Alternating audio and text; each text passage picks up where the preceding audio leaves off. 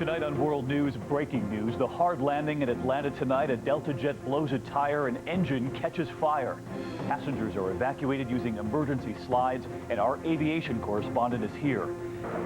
Sarah! Together again, the man behind that camera frantically searching for loved ones after that twister. He is now reunited with his entire family, and tonight that man is getting married. Collision Course, the play that ended the season of a young star, and tonight the new debate.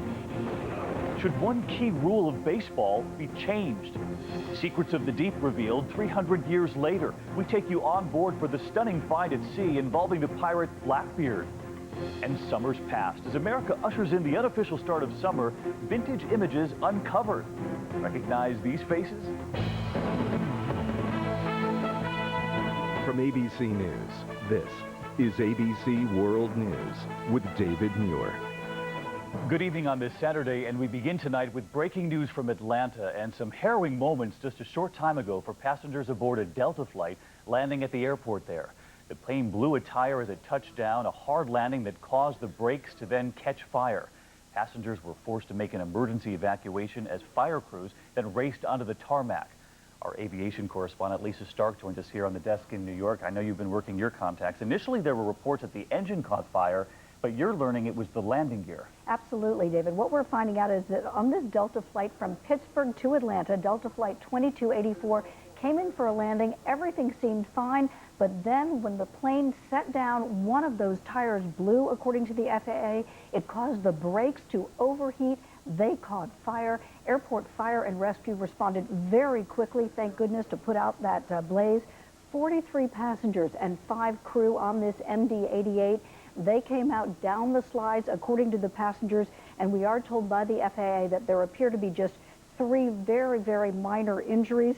As you can imagine, mechanics are now taking a very hard look at this plane, which is sitting on the taxiway at the Atlanta airport. So minor injuries, and as we came on the air, I asked you about the tires. You said that was the first thing you asked about. I asked, when were these tires last inspected? When were the brakes last inspected? Delta said they didn't know at this point, but as I said, mechanics are taking a hard look at this plane. All right, our aviation correspondent Lisa Stark leading us off tonight. Lisa, thanks to you. We're going to turn now to the tornado zone, where it's been nearly a week since that tornado took so many lives in Joplin, Missouri. The death toll rose today, making this the deadliest year now for tornadoes since 1950. It was last night here we showed you this, that video captured by a man frantically searching with his fiancée for loved ones. After a terrifying search, he found them, and tonight that man is now getting married. His whole family there. Matt Gutman is also there right outside the church tonight. Matt, good evening. Hey, good evening to you, David. There is a happy ending here and a new beginning. Aaron Cox, the man who filmed all of his search looking for his sister, Sarah, and her fiancé, Mike, he's here in the church behind me right now getting married to his fiancée, Brooke Watson. And this is just one of a few bright spots we saw here in Joplin today. Boarding up windows, clearing debris, even jabbing needles. Volunteers are swarming all over this town. They found messages left by survivors. We're okay. God saved us. God bless Joplin. But so many here did not survive. For officials, it's been a day of grim arithmetic. The past 2 days, they've whittled down the number of missing from 1,300 to just 105 and identified 52 victims. I spent almost 4 hours at the morgue yesterday. I can tell you it's a very respectful process.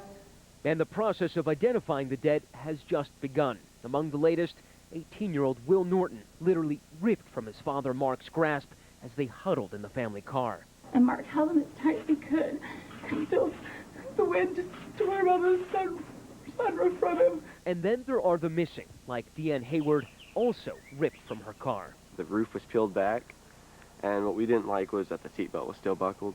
We figured that rescue teams or whatever would have cut it. She'd gone to get pizza for Caleb's graduation party on Sunday. Her daughter, Christina, 14, still clutches that flyer we've seen all over town. And Caleb, he still wears the graduation ring he got that night. You still wear it? Yeah, I still wear it. Why? Just, I don't know, I like it a lot more now just because maybe it gives me hope. And remember Aaron Cox searching for his sister in those raw seconds after the twister? Sarah, Mike! Today, cameras taking very different images. Aaron in a tux and his bride, Mackenzie Watson, in that dress. There still is stuff to celebrate, and hopefully everyone is able to have a good time tonight, and we'll take it one night at a time, and then tomorrow we can kind of work on picking up the pieces again. And yes, Mike and Sarah, they were there too, perfectly safe. Just finally having a good day. That's right. Incidentally, Mike and Sarah are also getting married this summer. Sarah told me that there's nothing quite like a near-death experience to cement your love for someone. David? Two happy endings where we certainly need them. Matt, thanks so much. And all of us who were in Joplin this week won't forget it. That giant twister really erasing an entire landscape there. Homes wiped out as far as we could see. But what you could not erase is the heart of the people now determined to give to one another to get their town and their lives back. And Aaron Hayes has that part of the story tonight. Firefighter Kyle Howard spent the first days after the tornado rescuing people. Finally made his way to his home where his wife and sons had survived the twister. He hoped to salvage what he could, not sure where to even start. So that was our room, son's room, other son's room. Up the driveway came firefighters he had never met before, from Kansas. They know how hope can evaporate in something like this, so they brought hope with them. Not harder for the firemen, but they usually help people, and to be so helpless, it's a change. You know, they call these kinds of things acts of God, which doesn't make sense to me, but really you see acts of God in the people and come together and help each other. Small gestures matter much. A friend to be there, help to go and gather what's left. Yeah, I want that. I want that. That's what you find. It's just little pieces, and you go with the memories that those pieces are putting back together.